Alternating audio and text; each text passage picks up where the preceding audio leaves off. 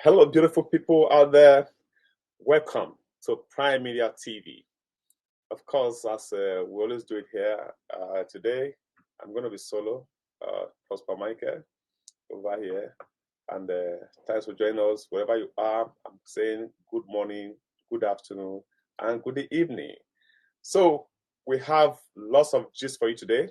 And to start with, we have wonderful news as regard it happened in the country and from various news platforms, online platforms, channels, Vanguard, Punch, and Daily Trust. A lot of stories. I'm going to be starting with it has become the trend in Africa right now, where military are taking over some of the country. And the latest of that story is on the Gabon, where, of course, before now, Niger has been the talk of the day, talk of the town, and the ECOWAS were, planning to invade just to make sure the military does not continue to restore the constitutional system of government.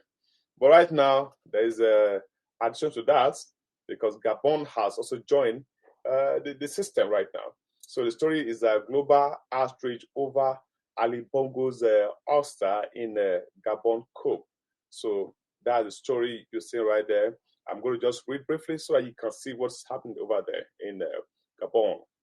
So the international community yesterday expressed concern and deplored the upwelling wave of military coups in Africa as Gabon became the seventh African country to fall to a military coup, and Gabonese army officers under the aegis of the Community for the Transition and Restoration of Institutions, CTROI, yesterday sacked President Ali Bongo, placed him under house arrest, and took over power in oil-rich Central African country.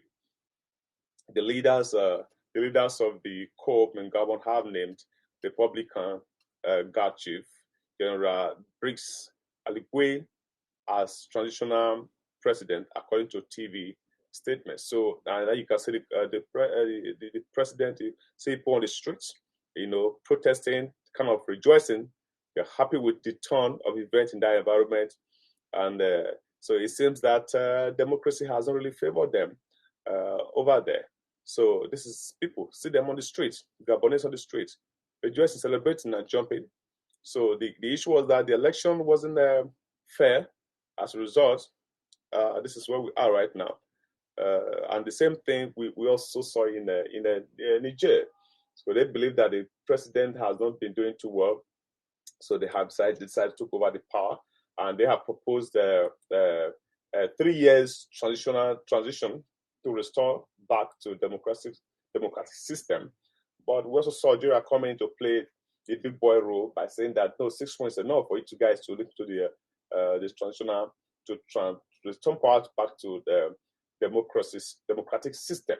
So let's just move on to the next story that talked about Wike is in the eye of the storm again. Wike, I dare anyone in PDP to suspend me. So Wike is making this boast while on China's news online, one-on-one on China's. So Minister of the Federal Republic, Federal Capital Territory, FCT, Mr. Nyesom Wike, yesterday bragged that he is here to see the party chieftain who will suspend him from the party. So speaking in an interview on China's television, Wike also said, governance is not about membership of a political party. Asked whether it was right for him to take an appointment in an APC-led government, the former governor of Rivers State said he became the FCT minister to support President Bola Ahmed Tinubu administration, not as a member of the political party. His words, governance, I quote, governance is not about party. Party is a vehicle that conveys you. I'm a PDP member, unrepentant. I never hide my intention. As a PDP member, I came out to support fairness, equity, and justice. I feel at home working for the government of President Tinubu. He is a man who means well for the country. End of quote. So yeah, some of us that watch it, you can see him right there making such a comment.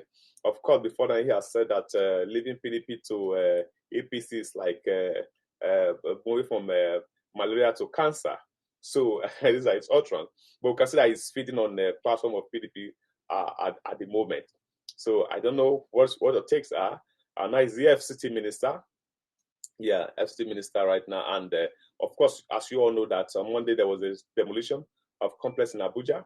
According to Wiki, that complex was in the wrong position, as he has threatened, and the action is actually has started. Okay, let's move on to the next story. Making the around that still on the Vanguard news platform, and we see that building fire in South Africa kills more than 70 people. This is indeed a disaster.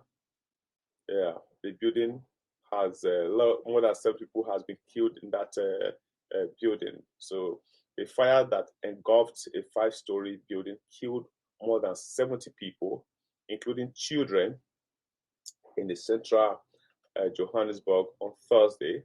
The South African State Emergency Services said. So that building has really it's a disaster indeed. 70 people, that's a lot of people, and I'm sure that my producer will be able to project that clip so that we can see what is going on in that environment.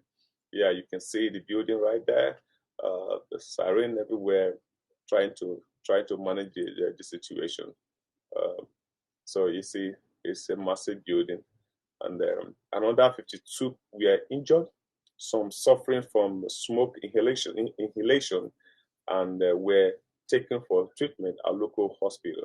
The Emergency Management Service spokesperson Robert Mulada said, "We have now 73 fatalities and 52 people injured who were transported to various healthcare facilities for further medical care. At least 7 children were among those killed by the flames in what is on track to become one of the deadliest fire worldwide in recent years. The youngest victim was less than 2 years old. He says some were left burned beyond recognition. Firefighters at the scene have put out the flames, and are busy with calming down the situation over there. That's indeed a disaster, and we hope that it doesn't happen recall again. Of course, like you heard, that happened in South Africa. So moving on, let's talk about the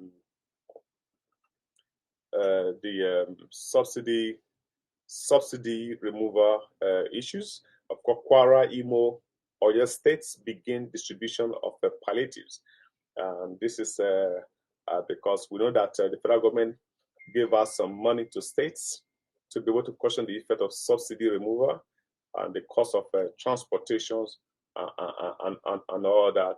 So there you have it. And I'm going to read the story. The Kwara and Imo states government have started the distribution of palliatives to cushion the impact of the fuel subsidy removal.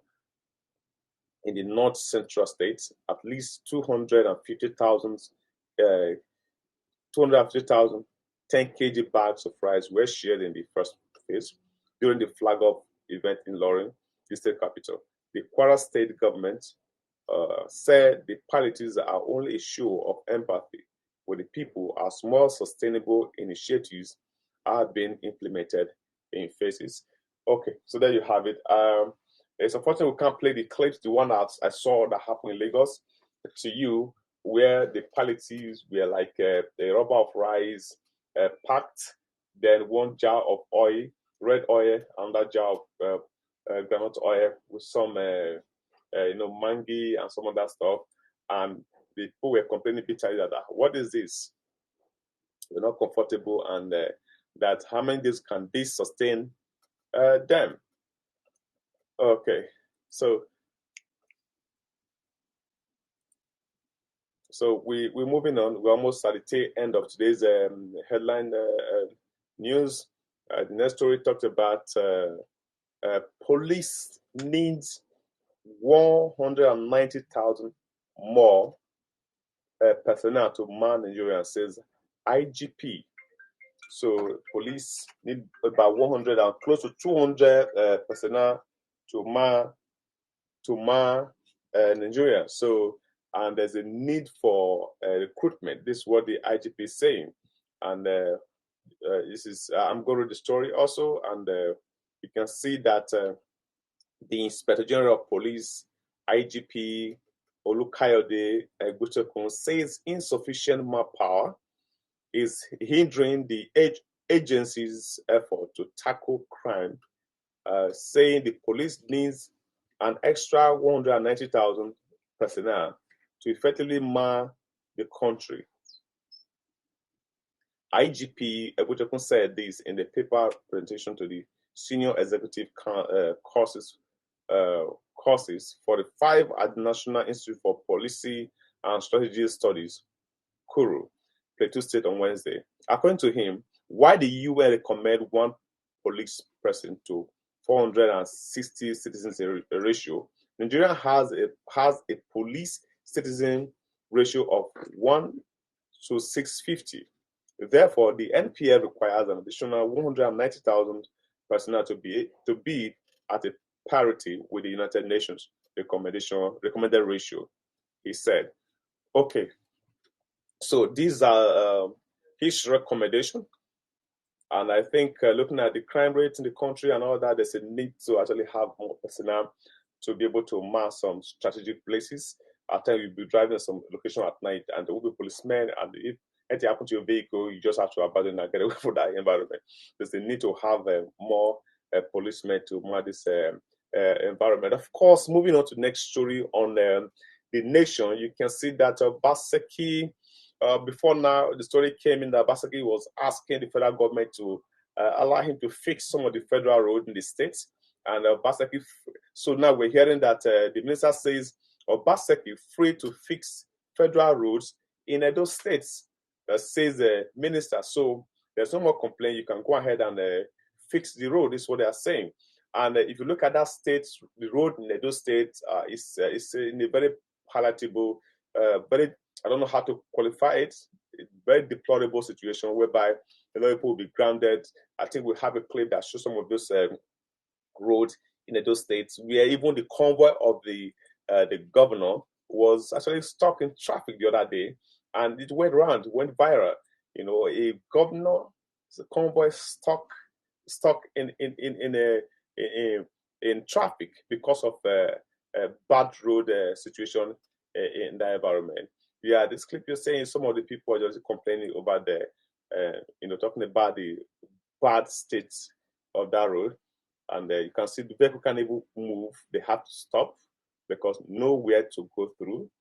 The water, you don't know how deep the place is, and you can't even make any attempt to drive in. And this is what we're talking about. The governor says that the federal roads, the federal road that went through the state, that federal government should allow him to fix it. And the minister says, go ahead and fix it. And we hope that it's not just a mere word, that the finance and other thing will be made available for this road to be fixed. Okay. So that just you just saw the clip there. That's part of it. If you look at the whole clip, you feel sorry for that environment. Yeah, you've been watching Prime Media Studio TV. Yeah, I keep using the word Prime Media Studio. You are studio at the same time. We are a TV station broadcasting through Engine Speak. And thank you for being on these wonderful shows. Of course, James has been behind production. I now have 2 James in the house. James, I call them James the yellow and James the one with the black. So I have 2 James actually behind the scene to ensure that you are getting these beautiful clips that you were seeing on the show, and to ensure that you can't see my face. You know, I'm a black man, so the camera is not properly set, you will not see my face at all. But with this wonderful people behind the camera, yeah, you can see me. So yeah, expect beautiful shows from this platform, and of course we have program lined up.